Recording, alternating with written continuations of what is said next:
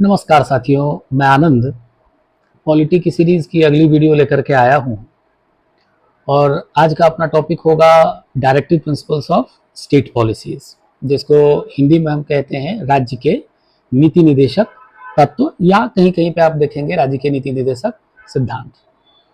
पिछली क्लास तक में साथियों हम लोगों ने मौलिक अधिकार तक समाप्त कर लिया था। मौलिक अधिकार पे साथियों अपने दो वीडियोस हैं, एक वीडियो काफ़ी लंबी हो जाती है इसीलिए दो वीडियोस हैं। इसी क्रम में हम लोग आगे आज स्टार्ट करेंगे। आइए स्टार्ट करते हैं directive principles of state policies. इसके कुछ बेसिक कंसेप्ट्स को समझते हैं और देखते हैं कि exactly directive principles of state policies DPSP क्या है। अब साथियों यहाँ बढ़ने से पहले थोड़ा सा हम इसके कंसेप्ट को समझने की कोशिश करते हैं कि आपने मेरी पिछली वीडियो देखी होगी, नहीं देखा है तो एक बार देखिएगा। मैंने ग्रेनविल ऑस्टिन वाली जो वीडियो डाली है, ग्रेनविल ऑस्टिन ये कहते हैं कि जो हमारा कॉन्स्टिट्यूशन बना था उस कॉन्स्टिट्यूशन को बनाने में जो मूल जिसके पीछे भावना थी वो थी सोशल रेवोल्यूशन।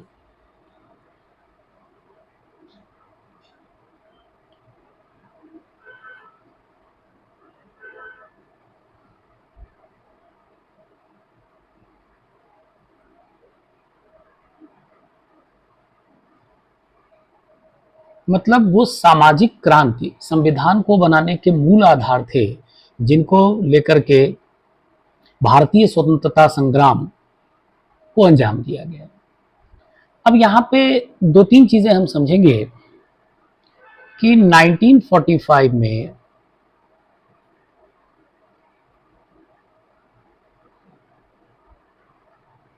तेज बहादुर सप्रू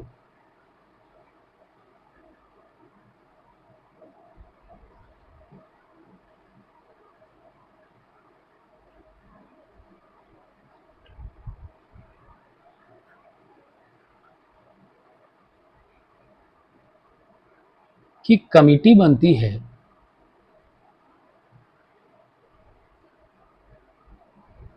इस कमिटी ने कहा था कि जो राइट्स दिए जाने चाहिए, फंडामेंटल राइट्स दिए जाने चाहिए,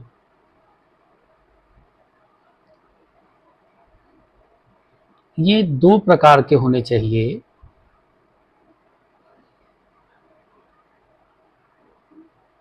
एक है जस्टिसेबल,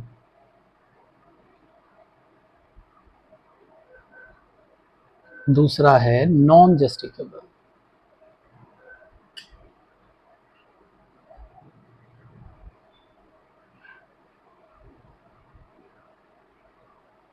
जस्टिसेबल को बेसिकली पॉलिटिकल राइट्स कहा गया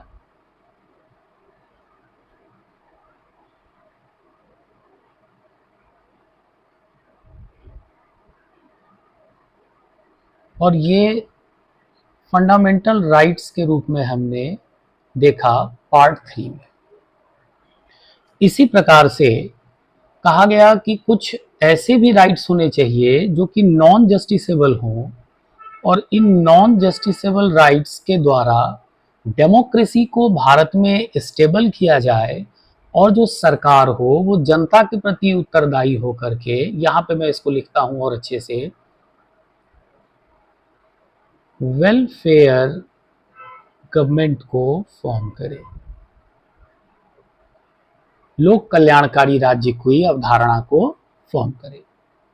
लोक कल्याणकारी राज्य की अवधारणा साथियों ध्यान रखिएगा कि मार्क्सवाद के द्वारा जब उदारवादी राज्यों की निंदा की जाती है तो 19वीं सेंचुरी ऑनवर्ड्स, 19वीं शताब्दी के पश्चात जो मतलब लिबरल स्टेट है वही जाकर के समाजवाद के तत्वों को भी अपने में समाहित कर लेता है और राज्य का स्वरूप बदल जाएगा और राज्य का स्वरूप हो जाएगा वेलफेयर स्टेट, लोक कल्याणकारी राज्य, जिसके सबसे बड़े पैरोकार होते हैं हेरोल्ड जे लास्की। ये हम लोग पॉलिटिकल साइंस ऑप्शनल में दिखेंगे। अब यहाँ पे ध्यान रखिएगा कि नॉन जस्टिसेबल स्टेट के लिए ये कहा गया कि इस तरीके की चीजें दी जाए जिससे भारत वेलफेयर गवर्नमेंट में, लोक कल्याणकारी राज्य में तब्दील हो सके। साथ ही साथियों इसको संवैधानिक सलाहकार BN Rao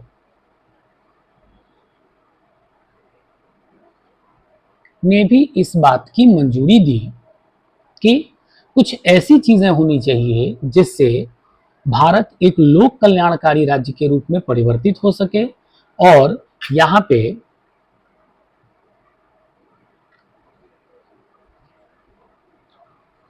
social and economic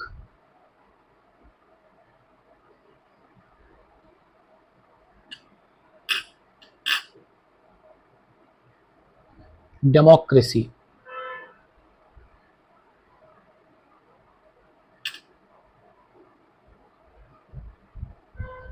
की रचना हो सके, भारत अपने आप में सामाजिक और आर्थिक लोकतंत्र के रूप में परिवर्तित हो सके। इसी के लिए साथियों भाग 4 में directive principles of state policies को रखा गया। यहां ये ध्यान रखिएगा, ये डायरेक्टली यूपीएससी में पूछा गया है कि संविधान का वो कौन सा भाग भारतीय संविधान को लोक कल्याणकारी राज्य के रूप में और सामाजिक आर्थिक लोकतंत्र के रूप में परिवर्तित करता है, तो that is called directive principles of state policies. अब यहां से साथियों जब हम आगे बढ़ते हैं तो ये पार्ट 4 ऑफ द कॉन्स्टिट्यूशन में है और आर्टिकल्स हैं इसके 36 से 51, 36 to 51। अब यहां पे ध्यान रखिएगा कि नॉन जस्टिसेबल राइट्स के लिए मॉडल कहां का लिया जाना चाहिए, तो इसके लिए मूल रूप से हमने आयरिश कॉन्स्टिट्यूशन के मॉडल को बोरो किया। आयरलैंड के संविधान से हमने इन चीजों को उठाया और आयरलैंड के संविधान में साथियों इस मॉडल को लिया गया था स्पेन के संविधान से, स्पेनिश कॉन्स्टिट्यूशन से। और इन सबको क्या किया गया, तो जो गवर्नमेंट ऑफ इंडिया एक्ट 1935 में वर्णित किया गया था इंस्ट्रूमेंट ऑफ इंस्ट्रक्शंस, उसके साथ माउल्ड कर दिया गया, जोड़ दिया गया।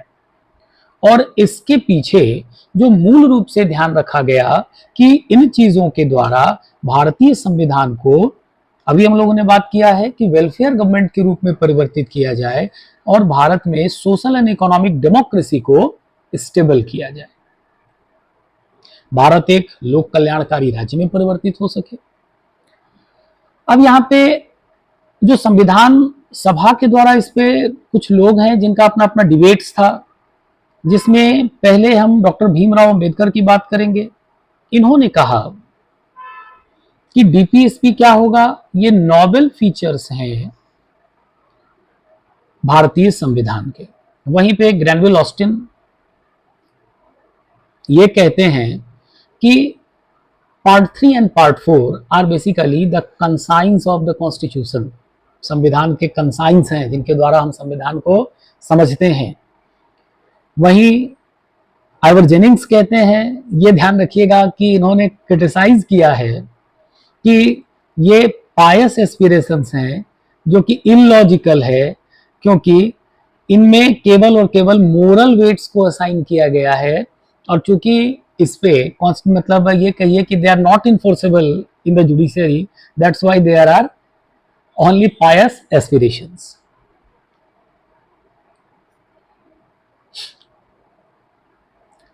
अब जब हम साथियों नेचर देखते हैं डीपीएसपी का, तो पहला है नॉन जस्टिसेबल नेचर।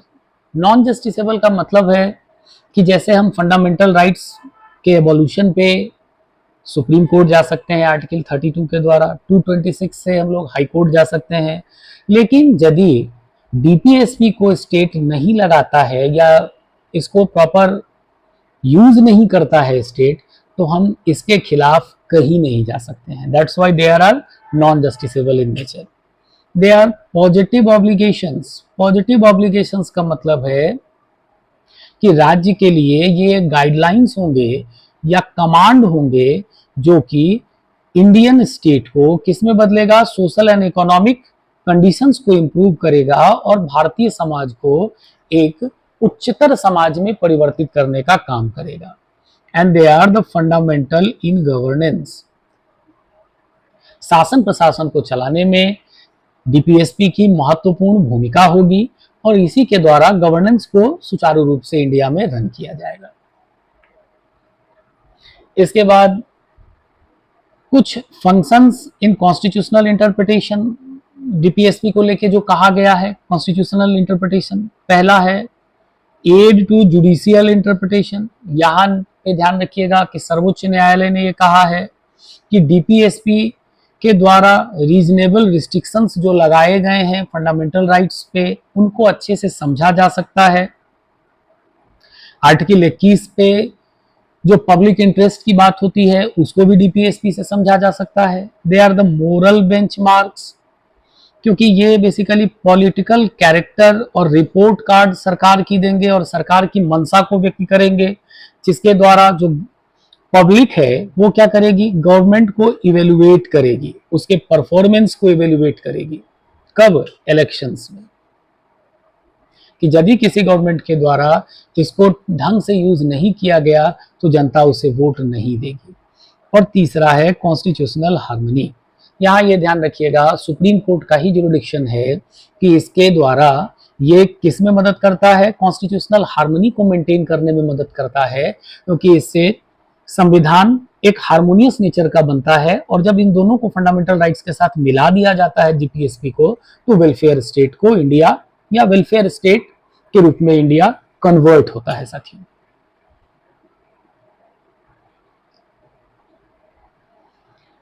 अब जब हम इसके क्लासिफिकेशन को देखते हैं साथियों, तो इसके क्लासिफिकेशन को समझने के लिए तीन चीजें हैं कि नॉर्मली आप जब पढ़े होंगे तो इसको तीन भागों में बांटा जाता है, socialistic principles, Gandhian principles and liberal intellectual principles. आइए एक एक करके पहले समझने की कोशिश करते हैं।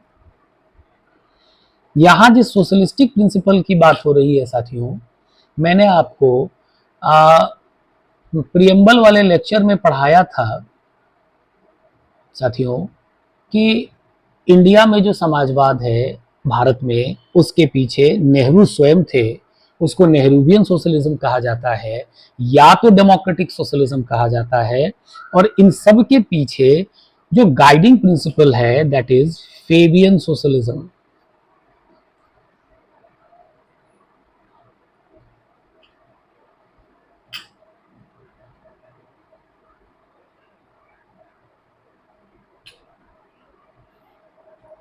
फेबियन सोशलिज्म संक्षेप में मैं आपको फिर समझा देता हूं।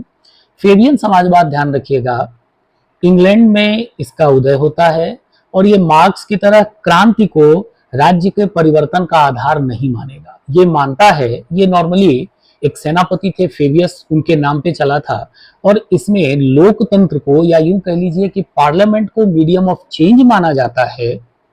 और ये कई सारी चीजों पर ये डिपेंड करता है, मिक्स्ड इकोनॉमिक प्रैक्टिसेस को लेकर के चलेगा, मिश्रित अर्थव्यवस्था को बढ़ाएगा, साथ ही साथ अपरूट या कह लीजिए कि the lords practices in England उसको हटाने की बात करेगा, या सरल भाषा में हम कहें तो जमींदारी प्रथा को हटाने की बात करता है। समाज में जो फ्रूट्स ऑफ द सोसाइटी है उसको इक्वली डिस्ट्रीब्यूट होने की बात करता है। और आप देखेंगे कि आजादी के बाद पंडित नेहरू भी मोर और लेस इन्हीं चीजों को भारत में लगाते हैं, और इन चीजों को डॉक्टर अंबेडकर भी इंडिया में लेकर के आते हैं। तो जो पहला तत्व जिससे directive principles of Indian state policies प्रभावित है वह है फेबियन समाजवाद, और इसके द्वारा कुछ सोशलिस्टिक प्रैक्टिसेस को लगाने का प्रयास किया जाता है, जिसको हम या जिन प्रिंसिपल्स को देखते हैं आर्टिकल 38, 39, 39A, 41, 42, 43, 43A एंड 47। उसके बाद कुछ लोग थे जिनका मानना था कि गांधीवादी विचारधारा को लगाया जाए, गांधीयन प्रिंसिपल्स को लगाया जाए। हालांकि जब हम गांधीयन प्रिंसिपल्स की बात करते हैं साथियों, तो यहां स्वयं ध्यान रखिएगा कि महात्मा गांधी स्वयं कहते हैं कि उन्होंने या वो किसी विचारधारा के साथ नहीं जुड़े हुए हैं, बल्कि भारत के हिसाब से जो चीजें जन कल्याण के लिए होनी चाहिए वो उनकी विचारधारा थी। तो गांधी जी की विचारधारा को यदि हम बात करेंगे साथियों, तो यहाँ ध्यान रखिएगा गांधी जी बृहद औद्योगिकरण का समर्थन नहीं करते हैं, एमएसएमईज को आगे बढ़ाने की बात करते हैं। साथ ही साथ गांधी जी को यदि हम पॉलिटिकल ये साइंस के रूप में पढ़ते हैं, तो पॉलिटिकल साइंस में जब गांधी जी को पढ़ते हैं तो इनको फिलोसॉफिकल एनार्किस्ट कहा जाता है। दूसरा, गांधी जी राम राज्य की परिकल्पना को लेकर के आगे बढ़ते हैं। उसके बाद गांधी जी हरिजन उत्थान पे बल देते हैं कि समाज के सभी वर्ग का उत्थान हो सके। तो इस तरीके से हम देखते हैं कि कुछ विचारधारा। उसके बाद गांधी जी की यदि और हम बात करें तो यहाँ पे जिसको कि हम ग्राम पंचायत कहते हैं, उनका ये मानना था कि बेसिक भारत गांवों में बसता है, तो ग्रामीण स्तर पर भारत का विकास हो सके, या ये कह लीजिए कि टॉप टू बॉटम मॉडल को बॉटम टू टॉप अप्रोच कर दिया जाए, बिल्कुल उल्टा कर दिया जाए। तो ये सारी चीजों को हम देखते हैं गांधीयन प्रिंसिपल के रूप में, जिसमें आर्टिकल 40, 43, 43B, 46, 47, 48 ये आते हैं। और तीसरा है लिबरल इंटेलेक्चुअल प्रिंसिपल्स। ये ध्यान रखिएगा, ये उदारवादी तत्व हैं। अब जब हम उदारवाद की बात करते हैं साथियों, तो ध्यान रखिएगा, उदारवाद 16वीं शताब्दी का एक आंदोलन था जिसकी शुरुआत यूरोप में होती है। और ये ध्यान रखिएगा कि यह मूल रूप से व्यक्ति और व्यक्ति की स्वतंत्रता से संबंधित है। The main principle behind liberalism is to protect the freedom of a person. हर व्यक्ति का व्यक्तित्व पॉजिटिव है, व्यक्ति की स्वतंत्रता को अक्षुण्ण बनाया जाना चाहिए, व्यक्ति की समानता को प्रमोट किया जाना चाहिए, साथ ही साथ वैज्ञानिक विचारधारा को बढ़ाया जाना चाहिए। ये सारी चीजें लिबरल इंटेलेक्चुअल प्रिंसिपल्स में आती हैं, जिनको हम आर्टिकल 44 में देखेंगे, 45 में देखेंगे, 48A में देखेंगे, 49 में देखेंगे, 50 में देखेंगे और 51 में देखेंगे। आइए एक एक करके इनको और अच्छे से समझने का प्रयास हम करते हैं। सबसे पहला है आर्टिकल 36, जो कि डेफिनेशन ऑफ द स्टेट देता है। अब यहाँ साथियों, जब आप मेरे पिछली वीडियो को देखिएगा तो फंडामेंटल राइट्स में मैंने आपको बताया था कि पूरे संविधान में जहां कहीं भी राज्य शब्द को लिया जाएगा, स्टेट को लिया जाएगा, तो वो कौन सा स्टेट होगा? आर्टिकल 12 का स्टेट होगा। तो यहाँ ध्यान रखिएगा, स्टेट की जब भी बात होगी, ये आर्टिकल 12 का स्टेट होगा फंडामेंटल राइट्स का। इसमें फिर से हम रिकॉल कर लेते हैं, यूनियन पार्लियामेंट आएगा, एक्सिक्यूटिव है, स्टेट लेजिस्लेचर्स हैं, स्टेट एग्जीक्यूटिव है, लोकल अथॉरिटीज हैं, पंचायत एंड म्यूनिसिपैलिटीज हैं, and statutory and non statutory bodies हैं जो कि इंस्ट्रूमेंटलिटीज ऑफ द स्टेट के लिए काम करते हैं। आर्टिकल 37 है साथियों, एप्लीकेशन एंड लीगल स्टेटस। ये बताता है कि डीपीएसपी को लेकर के 3-4 चीजें ये बताता है। पहला करता है कि नॉन इन्फोर्सेबल, कि इनको किसी भी कोर्ट में इन्फोर्स नहीं करवाया जाएगा। साथ ही कहेगा कि fundamental duty of the state, राज्य के लिए ये फंडामेंटल ड्यूटी होगा कि इनकी चीजों को जैसे जैसे उसके पास रिसोर्सेस होते जाएंगे वो लगाते जाएगा। क्यों? क्योंकि ये फंडामेंटल है in the governance of the country. Bharat में शासन प्रशासन को चलाने के लिए फंडामेंटल तत्व हैं। और तीसरा है लेजिस्लेटिव ऑब्लिगेशंस, कि यहाँ पे लेजिस्लेटिव का मतलब होता है कानून बनाने वाली संस्था। तो जो कानून बनाया जाएगा, उन कानून बनाने के क्रम में directive principles of the state policies को ध्यान में रखा जाएगा और इन्हीं को ध्यान में रख करके भारत में कानूनों का निर्माण किया जाएगा।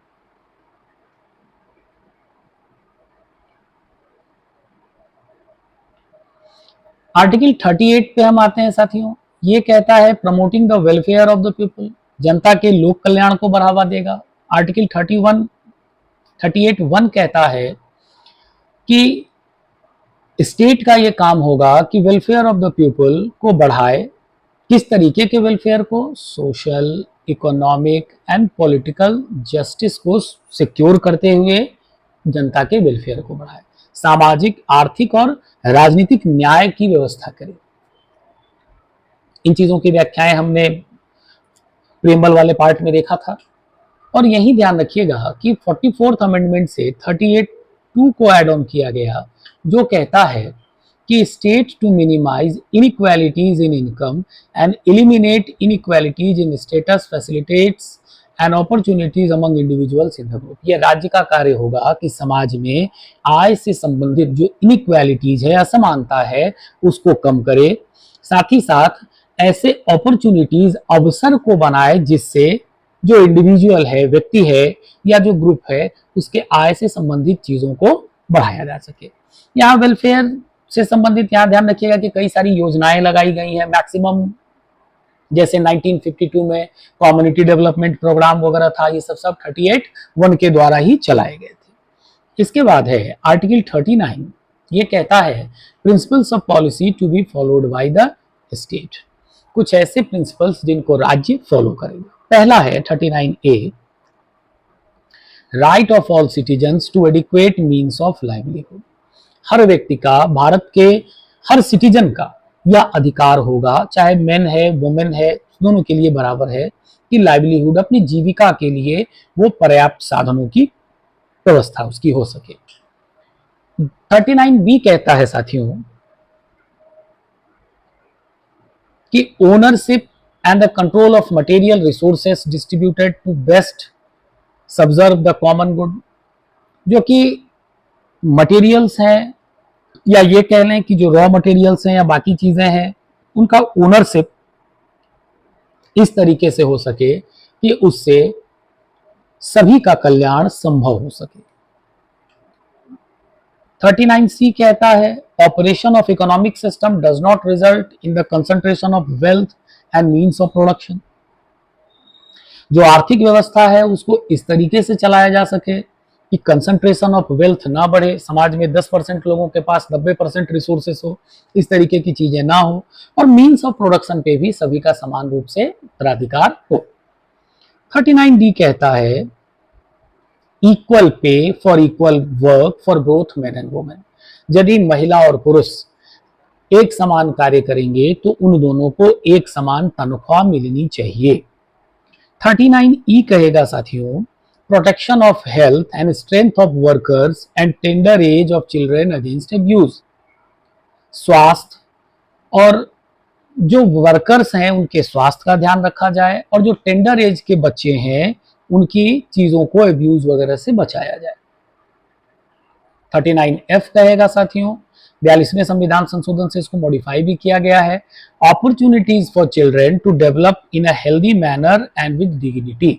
बच्चों को ऐसे अवसर मुहैया करवाए जाएंगे जिससे उनका विकास स्वास्थ्यवर्धक तरीके से हो और उनकी भी डिग्निटी को प्रोटेक्ट किया जा सके।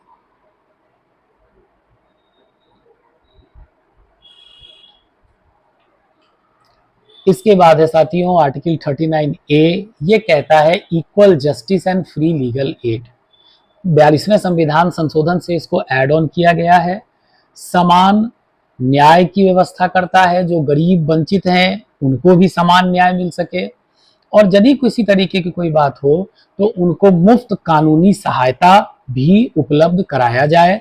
इसके लिए ध्यान रखिएगा, बाद में जाकर के जुडिशियरी के अंतर्गत नालसा वगैरह की व्यवस्था की जाती है। मेंस में 2 साल पहले यहाँ से प्रश्न भी पूछा था, आगे इस पे चर्चा करेंगे। 39A को 42वें संविधान संशोधन से ऐड ऑन किया गया था, और इसके पीछे का जो कोर प्रिंसिपल है साथियों ये है equal justice and ensure opportunities for securing justice and not denied to any citizen by the reason of economic और अदर डिसेबिलिटीज। किसी भी प्रकार से आर्थिक या किसी प्रकार से यदि कमजोर वर्ग है तो उसको फ्री लीगल एड प्रोवाइड करवाया जा सके। इसके ऑब्जेक्टिव्स हैं कि mandates the state to provide free legal aid, और इसके लिए ध्यान रखिएगा कि 1987 में साथियों लीगल सर्विसेज अथॉरिटी एक्ट पारित करवाया जाता है, और इसी से नालसा का गठन किया जाएगा, नेशनल लीगल सर्विसेज अथॉरिटी। केंद्र के स्तर पर होगा, सालसा राज्य के स्तर पर होगा, और लोक अदालत जैसी चीजों का गठन किया जाता है।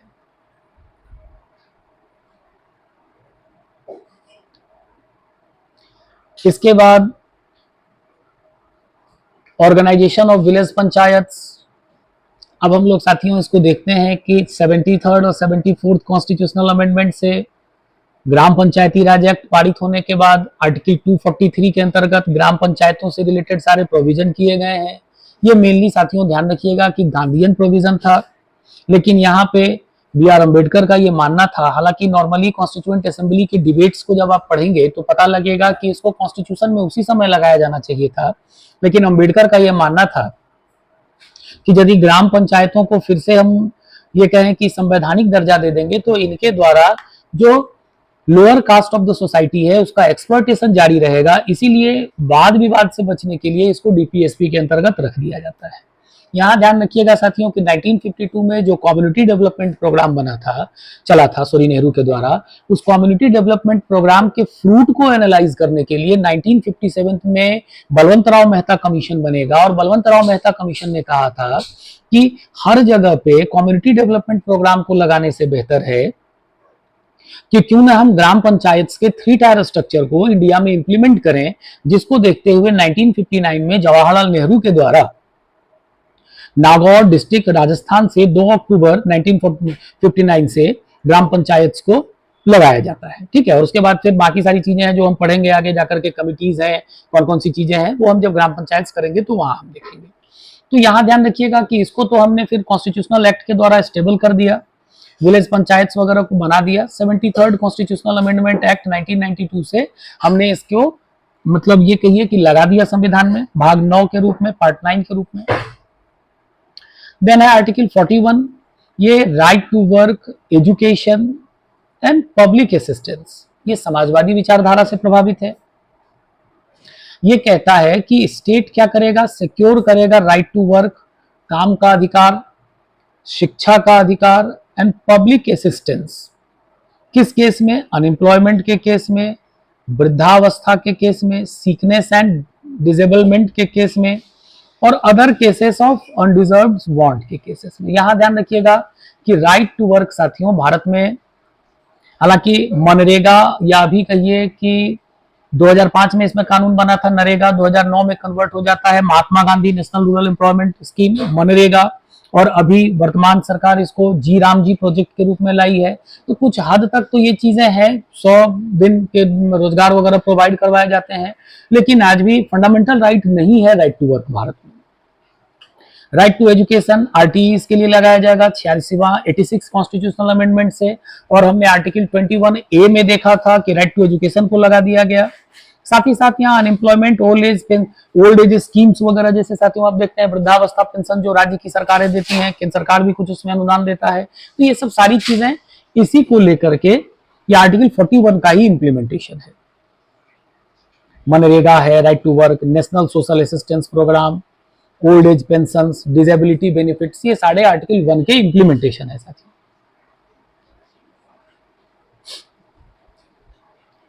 इसके बाद है article 42 just and human work conditions. ये भी समाजवादी विचारधारा है कि राज्य क्या करेगा, ऐसे कंडीशंस बनाएगा जिससे ह्यूमन कंडीशंस ऐसे क्रिएट करेगा जिससे कार्य करने का सारी चीजें सही हो सकेंगी। मैटरनिटी रिलीफ वगैरह मिल सकेगा, यदि महिलाएं काम करती हैं तो मैटरनिटी रिलीफ वगैरह उनको प्राप्त हो सकेगा। इसके लिए भी साथियों राज्य ने कुछ कानून बनाए हैं, जैसे फैक्ट्रीज एक्ट बनाया गया है 1948 में, मैटरनिटी बेनिफिट एक्ट बनाया गया है 1961 में, जिसको अमेंड किया गया है 2017 में। और अब ध्यान रखिएगा कि महिलाओं को सवैतनिक अवकाश दिया जाता है 6 मंथ्स तक। अगला है आर्टिकल 43 साथियों, ये है living wage and cottage industries. ये गांधीयन और सोशलिस्ट दोनों प्रिंसिपल के अंतर्गत आता है। पहला है living wage, state shall endeavour to secure all workers a living wage. Minimum wage नहीं देगा, वेज मतलब जो पैसा दिया जाता है। तो 43 कहना चाहता है कि इतना राज्य के द्वारा जो वर्कर्स हैं उनको पे सुनिश्चित किया जाएगा जिससे उनका जीवन यापन अच्छे से हो सके, डिसेंट वर्किंग कंडीशंस हो, सोशल और कल्चरल अपॉर्चुनिटीज को प्रमोट किया जा सके। साथ ही साथ 43 कहता है कि कॉटेज इंडस्ट्री को भी प्रमोट करेगी राज्य, जिसके लिए ध्यान रखिएगा कि एमएसएमई एक्ट आएगा।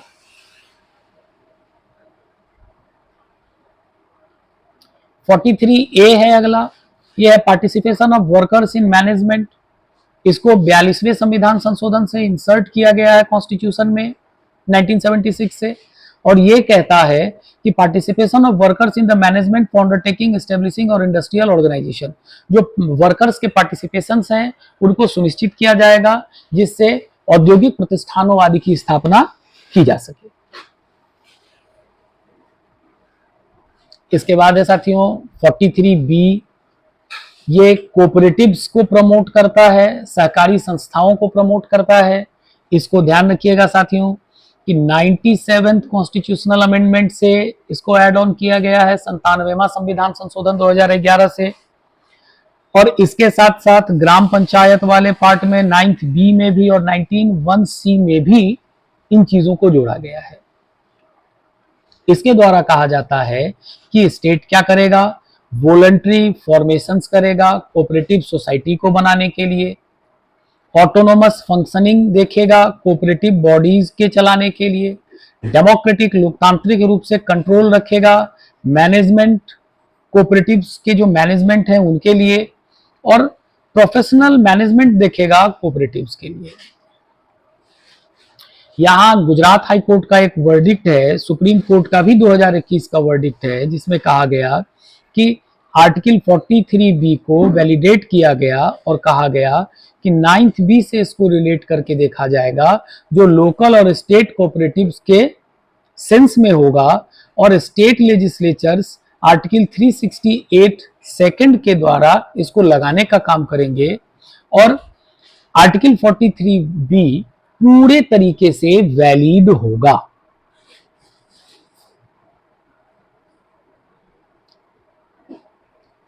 इसके बाद है आर्टिकल 44, काफी इंपॉर्टेंट है, जो यूनिफॉर्म सिविल कोड है। यहां इसको थोड़ा सा समझिएगा कि जब हम लॉ की बात करते हैं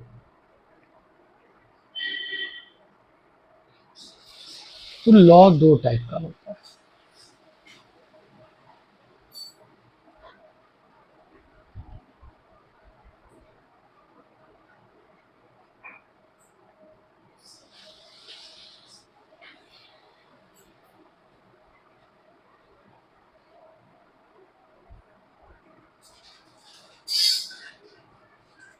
पेनल कोड और सिविल कोड। पेनल कोड आपको याद होगा, मैकॉले कमीशन 1863 का एक्ट, वहां से इंडिया के लिए पेनल कोड बनाया गया, आईपीसी, सीआरपीसी।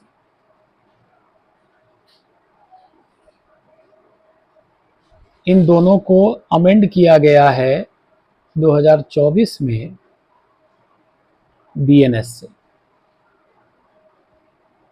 ये ध्यान रखिएगा साथियों, पेनल कोड भारत में रहने वाले सभी नागरिकों पर समान रूप से लागू होता है। इसके बाद है सिविल कोड। सिविल कोड ध्यान रखिएगा साथियों, इसका लिमिटेड क्षेत्राधिकार है विवाह, तलाक, उत्तराधिकार के मैटर्स से। और ये साथियों कुछ कास्ट के हिसाब से चीजें इसमें बनाई गई है। हिंदू के लिए अलग है, मुसलमानों के लिए अलग है, पारसियों के लिए अलग है। इस तरीके से समाज के अन्य वर्गों के हिसाब से इसको बांटा गया है। इस पे पहला डिबेट चला था जब पंडित नेहरू के द्वारा हिंदू सक्सेशन एक्ट और हिंदू मैरिज एक्ट वगैरह लाया गया था। अंबेडकर ने वहीं पे कहा था पंडित नेहरू को कि यूसीसी को लगाया जाना चाहिए, लेकिन पंडित नेहरू का ये मानना था कि मुस्लिम समाज उस समय उतने, क्योंकि दंगे वगैरह से निकले थे, तो उतने नए नए चीजों के लिए या नए सुधारों के लिए तैयार नहीं थे। तो पंडित नेहरू ने क्या किया, हिंदुओं के लिए Hindu succession act, Hindu marriage act, ये सब सारा लगा दिया, मुसलमान और अन्य को छोड़ दिया गया वहीं पे। हालांकि इस पे डिबेट भी हुआ, जिसके पश्चात हम देखते हैं कि B R Ambedkar as a law minister resign कर देते हैं, बाकी सारी चीजें हुई। तो बीच में ये मुद्दा अपना आप चलता रहा। ये मुद्दा गरमाता है साहबानो केस के बाद। साहबानो केस के बाद ये काफी ज्यादा लाइट में आता है मुद्दा, जिसके बाद बीजेपी के एजेंडे में ये चीजें शामिल हो जाएंगी, क्योंकि राजीव गांधी के द्वारा सीआरपीसी आर्टिकल 125 को अमेंड कर दिया गया था, हटा ही दिया गया था कॉन्स्टिट्यूशन से। अभी वर्तमान में हमने देखा कि गवर्नमेंट इसको पूरे इंडिया के लिए लगाने के लिए तत्पर थी। तो यहां पर हमने देखा कि इंडिया में केवल एक स्टेट गोवा था जिसका अपना यूसीसी चल रहा था, लेकिन गोवा का जो यूसीसी था साथियों, ये बेसिकली पोर्टुगीज यूसीसी था। तो इसको लेकर के भी कुछ डिबेट हुआ कि ये मॉडल अपनाया नहीं जाना चाहिए। तो इंडिया का पहला स्टेट जिसने अपना यूसीसी आजादी के बाद बनाया है, दैट इज उत्तराखंड।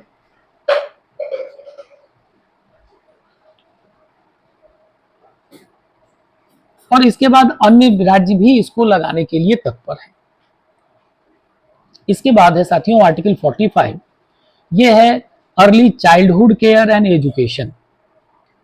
बच्चों की प्रारंभिक देखभाल और शिक्षा की बात ये करता है। लिबरल इंटेलेक्चुअल प्रिंसिपल्स है, ये कहता है कि फ्री एंड कंपलसरी एजुकेशन सभी बच्चों को दिया जाएगा 14 साल से कम के। इसको 86 कॉन्स्टिट्यूशनल अमेंडमेंट 2002 से अमेंड कर दिया गया। और यहां ध्यान रखिएगा कि ये फंडामेंटल राइट भी हो गया और फंडामेंटल ड्यूटी भी हो गया। फंडामेंटल राइट हमने आर्टिकल 21A में पढ़ा है, फंडामेंटल ड्यूटी में हम आगे इसको पढ़ेंगे। और यहां ध्यान रखिएगा कि ये कहता है कि राज्य क्या करेगा, अर्ली चाइल्डहुड केयर को प्रोटेक्ट करेगा और फ्री एजुकेशन देने का काम करेगा। इसके लिए ध्यान रखिएगा कि सरकार के द्वारा एक प्रोग्राम भी चलाया गया ICDS, जो कि आंगनबाड़ी केंद्रों से रिलेट करता है। और सरकारी स्कूलों में साथियों पोषाहार की व्यवस्था की जाती है, जिसके द्वारा मिड डे मील, जिसके द्वारा खिचड़ी वगैरह दी जाती है, कि ऐसे बच्चे जो कि आर्थिक स्थिति को लेकर के शिक्षा नहीं ग्रहण कर पाते थे, उनको भरपेट भोजन मिले, वो शिक्षा ग्रहण करें, एजुकेट हों और धीरे धीरे राष्ट्र निर्माण में अपना सहयोग दे सकें। अब यहाँ पे ध्यान रखिएगा 6 से 14 साल के जो बच्चे हैं, इनको फंडामेंटल राइट्स में आर्टिकल 21A में ऐड ऑन कर दिया गया है। इसके बाद है आर्टिकल 46, ये कहता है educational and economic interest of schedule caste, schedule tribe and WEBCs। ये मैंडेट करता है स्टेट के लिए कि स्टेट क्या करेगा, वेलफेयर प्रमोट करेगा, कल्याण प्रमोट करेगा। किसके लिए, तो जो समाज के वंचित वर्ग हैं उनको ये स्पेशल केयर देगा, एजुकेशनल और इकोनॉमिक इंटरेस्ट को प्रपोर्ट करेगा, सपोर्ट करेगा। किनको, weaker section of the society को, खास करके शेड्यूल कास्ट और शेड्यूल ट्राइब को।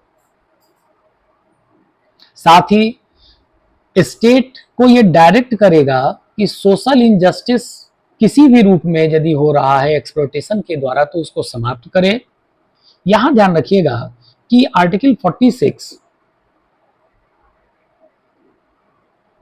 सोशल जस्टिस को प्रमोट करता है।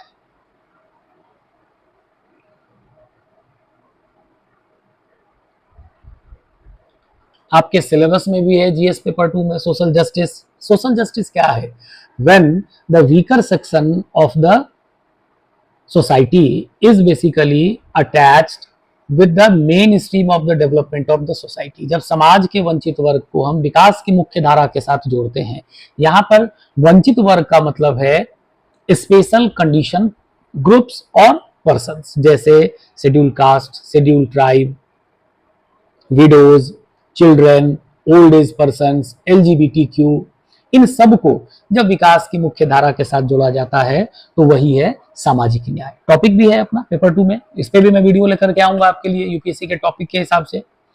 अब यहाँ पे ध्यान रखिएगा कि आर्टिकल 46 को लेकर के कुछ कानून बनाए गए हैं। Protection of civil rights act 1955, SC/ST prevention of atrocities act 1989, EWS act, affirmative actions framework, ये सब सारे आर्टिकल 46 को लेकर के कानून बनाए गए हैं।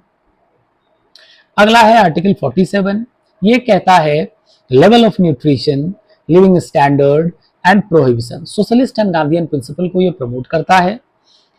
लेवल ऑफ न्यूट्रिशन का मतलब है कि आपने देखा होगा कि गरीबी रेखा को नापने का काम किया जाता था। कई सारे तेंदुलकर कमेटी, ये सब सारी चीजें इकोनॉमिक्स में आपने पढ़ा होगा। तो यहाँ पर कोशिश किया जाता है, बीच में जब हम इंडियन मेडिकल एसोसिएशन के साथ लगाते हैं तो कैलोरी इनटेक मेथड को इंडिया में यूज किया जाता है। 2400 कैलोरी गांव में रहने वालों के लिए, 2100 कैलोरी शहरों में रहने के लिए। तो यहाँ ध्यान रखिएगा कि राज्य लेवल ऑफ न्यूट्रिशन जो कि स्टेट तय करती है उसको प्रमोट करने का काम करेगी। ये स्टेट की ड्यूटी है कि वो क्या करेगी, लेवल ऑफ न्यूट्रिशन को प्रमोट करेगी, स्टैंडर्ड ऑफ लिविंग को प्रमोट करेगी, इंप्रूवमेंट ऑफ पब्लिक हेल्थ को प्रमोट करेगी। साथ ही साथ यहां ध्यान रखिएगा prohibition of the consumption of intoxicating drinks, drugs and harmful to health, which are harmful to health. आप देखते हैं कि ये गांधी जी की विचारधारा थी कि मादक द्रव्यों को रोका जा सके। आप देखते हैं कि कई सारे राज्य हैं, गुजरात है, बिहार है, जिन जगहों पर शराबबंदी है। ड्रग्स ट्रैफिकिंग, पैडलिंग इंडिया में ये इलीगल है, गैर कानूनी है, इस पर कार्रवाई हो सकती है। उसके बावजूद भी आप देखते हैं कि तंबाकू, बीड़ी, सिगरेट, उन सब पे चेतावनी जारी की जाती है। तो ये आर्टिकल 47 की द्वारा दी गई है। इसको लगाया गया है गुजरात, बिहार, नागालैंड, मिजोरम, पोषण अभियान, ये सब इसके इम्प्लीमेंटेशन हैं। देन है article 48 agriculture and animal husbandry, Gandhian and liberal principle है ये। स्टेट क्या करेगा, कृषि को प्रमोट करेगा, एनिमल हस्बेंड्री को प्रमोट करेगा, कि ये स्टेट की ड्यूटी होगी कि स्टेट क्या करेगा, एनिमल हस्बेंड्री एंड एग्रीकल्चर को प्रमोट करेगा, मॉडर्न एंड साइंटिफिक प्रैक्टिसेस को इसमें प्रमोट करेगा। जैसे आप देखते हैं कि बहुत भारत सरकार की बहुत सारी योजनाएं, soil health mission, soil card, ये सब सारी चीजें इससे रिलेट करेंगी। साथ ही साथ वो क्या करेगा कि preserving and improving the breeds and prohibition of slaughters of cow, calves and other milch and draught cattles, गाय, बछड़े, इन सब के मतलब ब्रीड्स को प्रमोट करेगा, स्लॉटर्स को प्रमोट करेगा, ठीक है। और इसको अभी आप देखते हैं कि इंप्लीमेंट किया गया है anti cow slaughter state acts. गाय को मारा नहीं जा सकता है, ध्यान रखिएगा। भारत में गाय अपने आप में रक्षणीय पशु है, वैसे भी नहीं मारना चाहिए। राष्ट्रीय गोकुल मिशन, ये सब इसी का इंप्लीमेंटेशन है। आर्टिकल 48 है साथियों, protection of environment, forest and wild life, कि हम अपने पर्यावरण को सुरक्षित करेंगे, वनों को सुरक्षित करेंगे और वन्य जीवों को संरक्षित करेंगे। इसको ध्यान रखिएगा कि 42वें संविधान संशोधन से लगाया गया था 1976 में। और ये क्या कहता है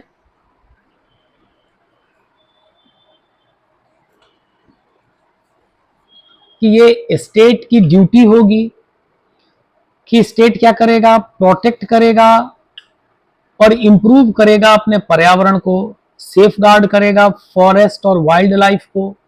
इसको लेकर के ध्यान रखिएगा, कई सारे कानून बनाए गए हैं साथियों, जैसे wild life protection act 1972, water act 1974, forest conservation act 1980, environment protection act 1986, national green tribunal 2010।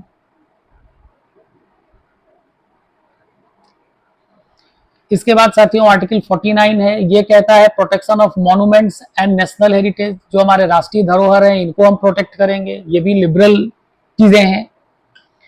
ये ऑब्लिगेशन है स्टेट्स की कि वो हर धरोहर को, जगह को और ऑब्जेक्ट को जो कि आर्टिस्टिक और हिस्टोरिक इंटरेस्ट का है उसको प्रोटेक्ट करेगा, उसके लिए कानून बनाएगा। जो नेशनल इंपॉर्टेंस की जगह है, किस किस चीज से, एक्सप्लॉयटेशन से, डिसफिगरमेंट से, डिस्ट्रक्शन से और एक्सपोर्ट से, इन सारी चीजों से प्रोटेक्ट करेगा। इसके लेकर के भी साथियों कानून बनाया गया है। कौन सा कानून है, AMASR एक्ट, फुल फॉर्म है इसका ancient monuments and archaeological sites and remains act. Archaeological survey of India इसके अंतर्गत काम करता है और सारे पुराने धरोहरों को, राष्ट्रीय धरोहरों को प्रोटेक्ट करने का काम करता है। देन है article 50 separation of judiciary from executive, ये भी लिबरल प्रिंसिपल है। यहां ध्यान रखिएगा साथियों कि ये डेमोक्रेटिक व्यवस्था को बताता है कि जब भी यहाँ पे दो प्रकार की चीजें हैं। जब हम प्रेसिडेंशियल मोड ऑफ गवर्नमेंट की बात करते हैं तो प्रेसिडेंशियल मोड ऑफ गवर्नमेंट में पूर्ण रूप से सेपरेशन ऑफ पावर्स की थ्योरी लगती है। सरकार के तीनों अंग एक दूसरे से अलग होंगे, जुडिशियरी, लेजिस्लेटिव और एक्सिक्यूटिव, जैसे अमेरिका में देखा जाता है। लेकिन चूंकि इंडिया में हम पार्लियामेंट्री फॉर्म ऑफ गवर्नमेंट लगाते हैं तो ये संसदात्मक सरकार की विशेषता है साथियों कि चूंकि यहाँ कार्यपालिका का निर्माण विधायिका से होता है। मतलब प्रधानमंत्री जो कि कार्यपालिका के प्रमुख है, वो पहले क्या है, एक मेंबर ऑफ पार्लियामेंट है और जिस दल को बहुमत होगी सदन में उसके जो नेता होंगे वही प्रधानमंत्री होंगे। तो चूंकि यहाँ पे कार्यपालिका और विधायिका, एक्सिक्यूटिव और लेजिस्लेटिव एक दूसरे के साथ कनेक्ट हैं, इसीलिए सेपरेट किसको किया जाएगा, जुडिशियरी को। तो ये ध्यान रखिएगा, पार्लियामेंट्री फॉर्म ऑफ गवर्नमेंट के बारे में बताता है आर्टिकल 50 कि ये सेपरेट करेगा जुडिशियरी को एक्सिक्यूटिव से। और इसको भी इंप्लीमेंट किया गया है code of criminal procedure CRPC 1973, separating executive magistrate from judicial magistrate, ये सब चीजों को इंप्लीमेंट भी किया गया है इसमें। इसके बाद है साथियों आर्टिकल 51, ये promotion of international peace and security, ये लिबरल प्रिंसिपल है। ये ध्यान रखिएगा कि आर्टिकल 51 भारत की विदेश नीति को बनाने में मदद करती है और इसके द्वारा कुछ चीजों को प्रमोट किया जाता है और प्रोटेक्ट किया जाता है। जैसे 51A कहता है कि promote international peace and security, अंतरराष्ट्रीय शांति और स्थिरता को बनाए रखेगा भारत। 51B कहता है maintain just and honourable relations between the nations, हर देश के साथ शांतिप्रिय संबंध भारत बना के रखेगा।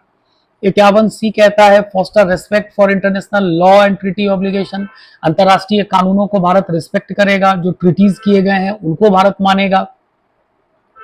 51D कहता है encourage settlement of international disputes by arbitration, जो अंतरराष्ट्रीय स्तर पे कोई डिस्प्यूट होगा उसको बीच बचाव या समझौते से उसको सेटल किया जाएगा। तो ये ध्यान रखिएगा कि फॉरेन पॉलिसी के बेसिक प्रिंसिपल्स हैं, जो कि बेसिकली हम देखते हैं किसमें, पंचशील के सिद्धांत में, नॉन अलाइनमेंट के सिद्धांत में, नैम के सिद्धांत में, यूनाइटेड नेशंस के चार्टर में, ये सब सारी चीजें हम देखते हैं यहाँ पे।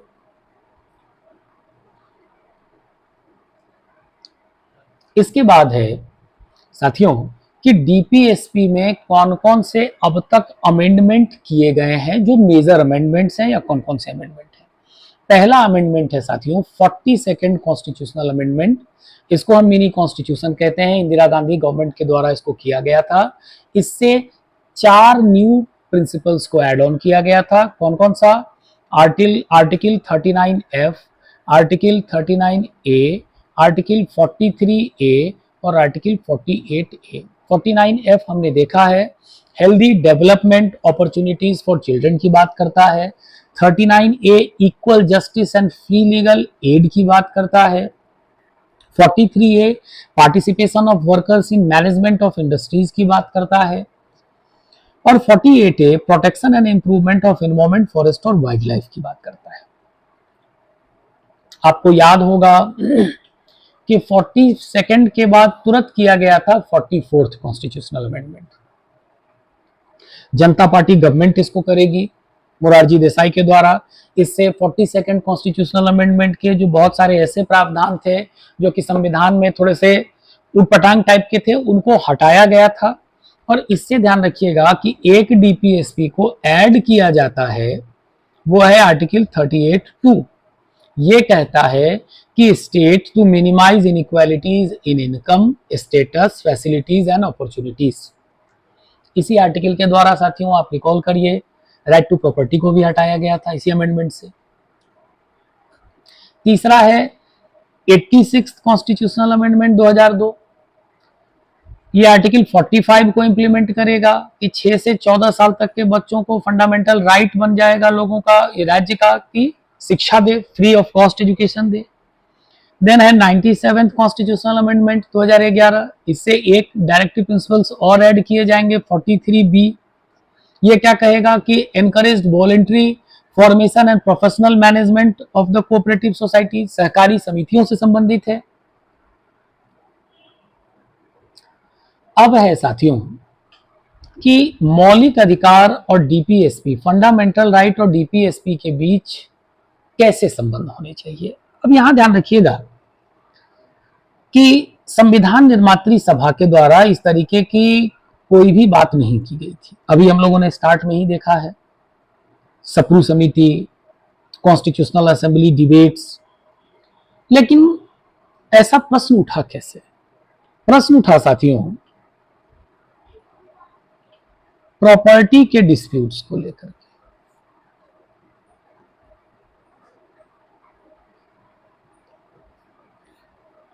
प्रॉपर्टी के डिस्प्यूट्स का मतलब है संपत्ति का अधिकार, right to property fundamental right है, और directive principles of state policies के द्वारा जब state development of the person के लिए या सोसाइटी के लिए कोई काम करेगी, कोई कंपनी लगाएगी, सड़कों का निर्माण करवाएगी या किसी और प्रकार का कोई काम करेगी, तो उसके लिए जमीन चाहिए होगा या कुछ और चाहिए होगा। हवा में तो चीजें लगेंगी नहीं। तो अब किसी की जमीन यदि सरकार ले रही थी, टेक ओवर कर रही थी, तो जनता के बीच ये आक्रोश था कि सरकार औने पौने दाम में ले लेती है, मार्केट प्राइस नहीं देती है, तो अपने आप में ये कहिए कि डेवलपमेंट वर्सेस प्रॉपर्टी को लेकर के ये एक डिस्प्यूटेबल कंडीशन बन गया कि मौलिक अधिकार वरीय होंगे या directive principles of state policies वरीय होंगी, दोनों में कौन बड़ा होगा। तो यहां ध्यान रखिएगा कि इससे रिलेट करके कुछ केसेस हैं, जो उसमें पहला केस आता है चंपका दोराई राजन का 1951 का। इस चंपका दोराई राजन के केस में यहां ध्यान रखिएगा कि पंडित नेहरू के द्वारा के समय का ये केस है। चंपका दोराई राजन के केस में सर्वोच्च न्यायालय ने क्लियर कहा कि फंडामेंटल राइट्स को वरीयता दिया जाएगा डीपीएसपी पे। क्यों? क्योंकि मौलिक अधिकार या फंडामेंटल राइट्स जस्टिफाइबल हैं और डीपीएसपी नॉन जस्टिफाइबल है। इसके पश्चात इंदिरा गांधी के गवर्नमेंट के द्वारा 24 और 25 कॉन्स्टिट्यूशनल अमेंडमेंट किए गए। ये दोनों के दोनों 24वां संविधान संशोधन, याद करिए कि इसके द्वारा हम लोगों ने देखा था आर्टिकल 13 में डी जोड़ा गया कि कॉन्स्टिट्यूशनल अमेंडमेंट को लॉ नहीं माना जाएगा आर्टिकल 13 के अंतर्गत। वहीं 25वां संविधान संशोधन भी एड ऑन किया गया कि आर्टिकल 31C को लेकर के कि डीपीएसपी को जब इंप्लीमेंट किया जाएगा आर्टिकल 39B और C को लेकर के, तो मौलिक अधिकारों पर ये वरीय होंगे आर्टिकल 14, 19 और 31 पे को लेकर के। काफी डिस्प्यूट हुआ इस पे। केरला लैंड एक्विजिशन एक्ट आएगा जिसको लेकर के केशवानंद भारती जो कि बाबा थे मटके, उनकी जमीन हड़प ली जाएगी केरल सरकार के द्वारा, वो इसको चैलेंज कर देंगे। एक काफी डिस्प्यूटेबल कंसर्न बनेगा। सर्वोच्च न्यायालय इस पे संवैधानिक पीठ को गठन करेगी और केशवानंद भारती के केस में ये कहिए कि मतलब सरकार के खिलाफ वर्डिक्ट देगी कि सरकार संविधान संशोधन तो कर सकती है, लेकिन नेचर ऐसा नहीं होगा संविधान संशोधन का कि बेसिक स्ट्रक्चर को वायलेट करे, जिसको लेकर के बेसिक स्ट्रक्चर का पूरा डॉक्ट्रिन दिया गया, जिसको लेकर के केंद्र सरकार काफी खफा हो जाती है। यूं कहें कि इंदिरा गांधी खफा हो जाती है। और जब मतलब ये रिटायर करेंगे केशवानंद भारती के केस में जस्टिस सीकरी, तो इसके बाद जो 3 जजेस होंगे उसको हटा करके एएन रे को बना दिया जाएगा चीफ जस्टिस ऑफ इंडिया, जिसको लेकर के फिर कोलेजियम सिस्टम वगैरह बनेगा। तो काफी डिस्प्यूटेबल मैटर बना था यहाँ पे। तो यहां ध्यान रखिएगा कि केशवानंद भारती में इसको चैलेंज किया जाएगा, जिसमें आर्टिकल 31C के वैलिडिटी को तो सर्वोच्च न्यायालय ने एक्सेप्ट कर लिया, लेकिन फिर भी कहा कि डीपीएसपी और फंडामेंटल राइट्स के कॉम्प्लीमेंट्री गोल है कॉन्स्टिट्यूशन के, दोनों एक दूसरे के पूरक हैं। और कहा कि विधायिका किसी भी तरीके से या पार्लियामेंट किसी तरीके से ऐसा कोई मतलब ये कहिए कि कानून नहीं बनाएगी जो कि बेसिक स्ट्रक्चर को वायलेट करता हो। फिर इससे ध्यान रखिएगा कि फिर 1975 में इमरजेंसी लगाई जाती है। लगाने के बाद से फिर से 44th कॉन्स्टिट्यूशनल अमेंडमेंट होगा। तो मिनर्वा मिल्स के केस में इन सारी चीजों को फिर से चैलेंज किया जाएगा। तो सुप्रीम कोर्ट ने बिल्कुल पार्लियामेंट के अटेम्प्ट जो थे डीपीएसपी को फंडामेंटल राइट्स पे वरीय बनाने के, इसको हटा दिया। सीधा कहा कि जो संविधान निर्मात्री सभा है, कॉन्स्टिट्यूएंट असेंबली है, इसने जो बनाया था डीपीएसपी को और फंडामेंटल राइट को, इस तरीके से बनाया गया था कि there has been a harmonious relation between part 3 and part 4। मतलब डीपीएसपी के बीच में और फंडामेंटल राइट्स के बीच में कभी भी कैसे संबंध होंगे, तो हार्मोनियस संबंध होंगे, सौहार्दपूर्ण संबंध होंगे। उसने कहा कि these are the wheels of the same chariot, एक ही रथ के पहिए हैं। ऐसा नहीं है कि एक को बढ़ा दिया जाए एक को घटा दिया जाए, इस तरीके की चीजें नहीं है। तो आर्टिकल 368 में जो 4 और 5 प्रोविजंस को एड ऑन किया गया था 42वें संविधान संशोधन के द्वारा, मिनर्वा मिल्स के केस में उसको खारिज कर दिया जाता है। हार्मोनियस रिलेशनशिप पार्ट 3 और पार्ट 4 के बीच में उसको मंजूरी दे दी जाती है। और फिर से आर्टिकल ये कहिए कि 25th कॉन्स्टिट्यूशनल अमेंडमेंट की जो पुनर्स्थिति थी उसको बहाल कर दी जाती है कि जब कभी भी आर्टिकल 39B और 39C के चीजों को प्रमोट किया जाएगा, तो वहां पर समाज कल्याण के नाम पे आर्टिकल 14, 19 और 31 पे उसको वरीयता दिया जा सकता है।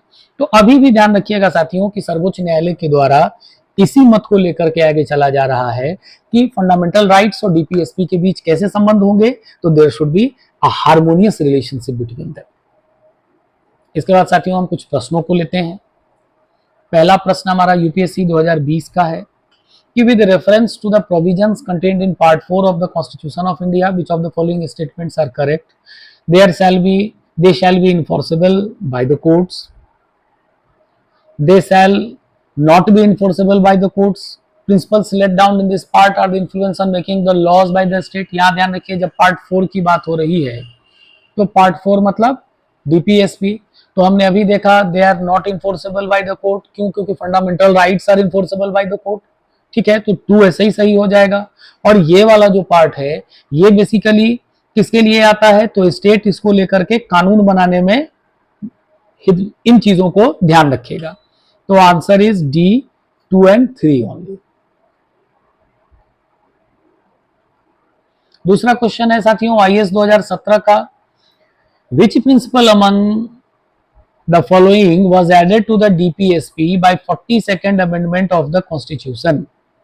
Equal pay for equal work for both men and women, participation of workers in the management of industries, right to work, education and public assistance, और D है securing living wage and human conditions of work to workers। अभी हम लोगों ने पढ़ा है that is B, participation of workers in the management of industries।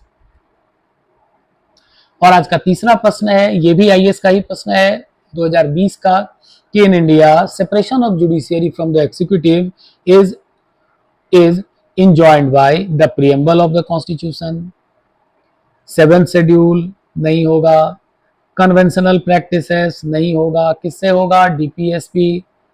किसके द्वारा? आर्टिकल 50, अभी हम लोगों ने पढ़ा है। Correct answer is B. इस तरीके से साथियों आप देखिएगा कि मेरे इस वीडियो को देखने के बाद न तो केवल आईएएस बल्कि पूरे भारत के किसी भी स्टेट पीसीएस और अन्य परीक्षाओं में भी पॉलिटी के पूछे गए प्रश्नों को आप बेझिझक बिना किसी किताब को पढ़े आप आसानी से बना सकते हैं। क्योंकि साथियों आपको वीडियो देखने के बाद खुद ऐसा लगेगा कि मैं आपको वो कंटेंट्स यहाँ अवेलेबल करवा रहा हूँ जो कि अन्य कोचिंग वाले अपने पेड बैचेस में देते हैं, या नॉर्मली आप YouTube पे खुद वीडियोस को देख सकते हैं। आपको बिल्कुल इस तरीके के वीडियोस मिलेंगे जिससे ज्ञान की चीजें नहीं मिलेंगी। मैं बिल्कुल वो पेड बैच वाली चीजों को आपके लिए बिल्कुल फ्री ऑफ कॉस्ट पॉलिटी का कंटेंट लेके आया हूं, जिससे आपके सिलेक्शन में आनंद आईएएस परिवार का कुछ सहयोग हो सके। आज की वीडियो को साथियों मैं यही विराम देता हूं। जय हिंद,